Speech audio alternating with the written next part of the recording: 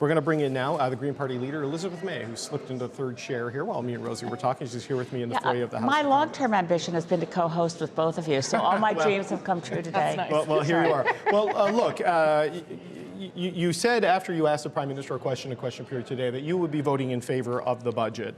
Correct. What was it specifically in that answer from Mark Carney? Because these were things we've heard the Liberals commit to in the past. I didn't hear much new from the Prime Minister. What was it that got you to yes? Those were new words for me to hear from Prime Minister, the Right Honourable Mark Carney.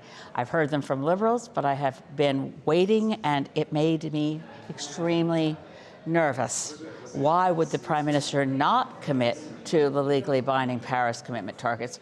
You saw the dance and the evasion of the questions for weeks leading up to the budget, including saying, well, I believe in results, not objectives. And so I'm not going to go back over that terrain, but for me, there was a clear commitment to the Paris Agreement, to climate action, and not just to the targets, but to achieving them.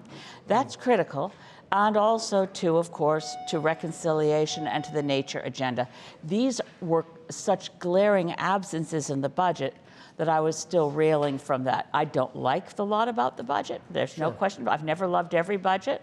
But in this case, I think I'm doing the responsible thing. Okay, what Mark Carney said in question period was, I can confirm to the House that we will respect our Paris commitments for climate change, and we're determined to achieve them. But he's also canceled the consumer carbon tax, which has put a hole in the emissions plan. And the budget makes clear the emissions cap on oil and gas, if it's not dead, it is on life support and may never see the light of day. So words are one thing, actions and policies are another. And the actions have been to get rid of policies that were until recently core parts of hitting our Paris targets as a country. Absolutely. That was my first question in question period this spring to the Minister of Environment, Julie de Bruzen. Your government's first actions on climate are to remove the only policy tools that were working. When will we see a plan for what replaces it? Now we know at least we have a commitment from the Prime Minister, and I take him as a man of his word and as a person of integrity. He's taken the personal stand now very clearly that passing this budget includes with it the commitment to the Paris Agreement, to achieving those targets, to delivering on the agenda on nature, which a lot of viewers may not know about. But these were substantive commitments, and we're in a time where I think Canadians want to see us as parliamentarians in a minority parliament pull together and trust each other enough to say, good, let's work together and do those things. Okay, so you want him to meet the Paris targets, but you said in the scrum you gave after question period that this is not a blank check. The Liberals can't count on you to vote for them in a vote of confidence every time. The next deadline for the Paris targets is 2030. That's right. So how do you hold him to the words he spoke today? If we're not going to know if he was true to his word until 2030? Well, the 2030 target was actually Stephen Harper's target. The 2035 target is the one that we're currently operating under, not to parse the language. It's a really bad record for any Liberals to defend that we're not on track to meet Stephen Harper's target for 2030. But what's critical is that we hold to as far below 2 degrees as possible, which means every fraction of a degree of global heating we avoid will save millions of lives. Hitting our 2035 targets is critical, and I know that with not using all the same tools that have been discarded and are now lying in either a trash bin or a recycling bin, there are other tools that can be used to meet those targets. Right, so the tool they seem to be relying on, certainly in the budget, is as a strengthened and more robust industrial carbon price. And I spoke with Dave Sawyer from the Canadian Climate Institute last week on the show, I believe it was, and he made clear you can do this if you really commit to the industrial carbon pricing and make that work in a robust and muscular way. You listened to question period in there. Every question was about from the Conservatives was about inflation and the cost of everything going up and blaming the industrial carbon price.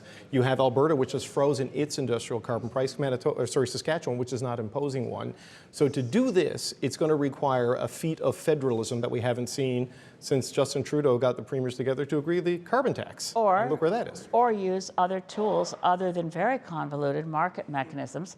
The pricing for carbon, yes, it's the most economically efficient way to reduce greenhouse gases, and that's the first thing that the Carney government canceled, largely based on the fact that the sloganeering by the Conservatives seemed to create the false impression that actually consumer carbon pricing was in any way contributing to inflation.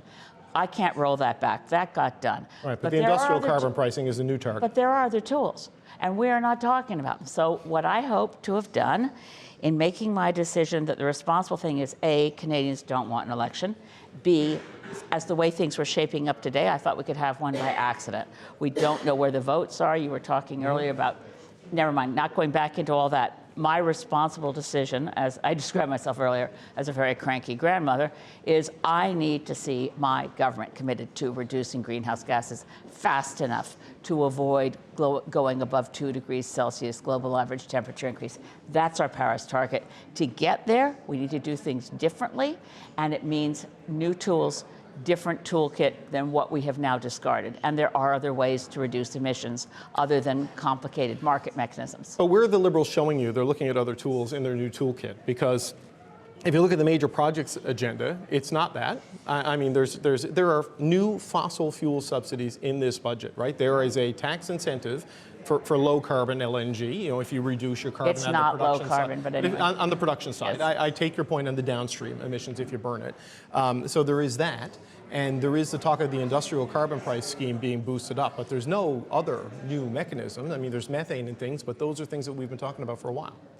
All I can say, David, is I had to make a decision, and it was pretty clear. It was a yay, a nay, or abstain. And when I got what I had been negotiating, which was a clear commitment that what was in the budget wasn't enough, that on these 3 areas of nature, commitments to protecting Canada's nature, and working to expand Indigenous reconciliation and deliver on the Paris targets, that work is not done based on the fact that the Prime Minister spoke those words.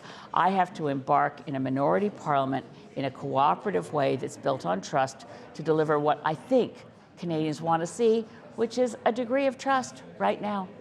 Right, look, and I appreciate the unusual situation we're all in, but are you voting more as a final point, Elizabeth May, to avoid an election, or because you like the overall direction of the budget? Because you're voting for a budget with a fossil fuel subsidy in it. I don't like the budget primarily.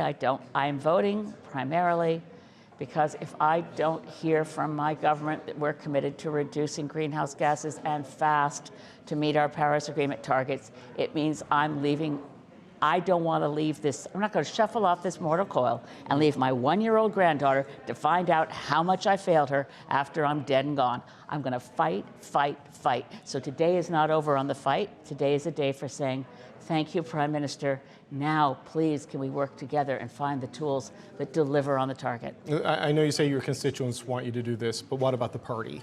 That might be, is that a tougher herd of cats to pull together? Well, I love my Green Party colleagues, and I have been meeting extensively with my shadow cabinet, with key leading candidates like Mike Morris and Kitchener Centre.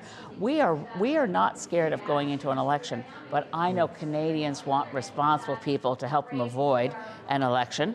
Right now, my goal is to make sure that when the Greens do go into an election with a newly elected leader and great candidates across the country, my political goal as party leader is to make sure we win a lot of seats. My personal goal as a moral, grown-up human being is to fight like hell for my granddaughter's future. Okay. Elizabeth May, we'll leave you there. Thanks so much. That's Green Party leader Elizabeth May voting yes on the budget, cutting the number of opposition votes the government needs from 2 down to 1. Thanks so much.